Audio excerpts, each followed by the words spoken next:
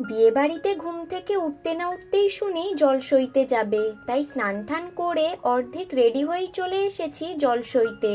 এখানে ওদের কিছু রিচুয়ালস ছিল, সেগুলোই করছে। আরেকদিকে আমার মা তো রেডি হওয়ারও সময় পায়নি, স্নান করে যেই কাপড়টা পরেছিল সেটা পরেই চলে গেছিল।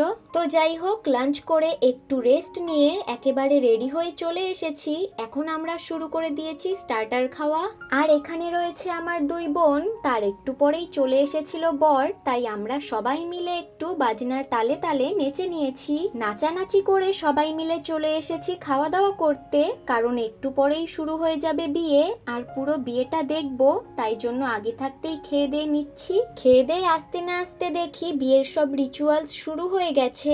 এখন হচ্ছে শুভ দৃষ্টি, তারপর একে একে হলো জোড় বাঁধা, খৈদান, তারপর আমরা সিঁদুর দানও দেখলাম। আজকের জন্য এইটুকুই। ভালো লাগলে সাবস্ক্রাইব করে দিও।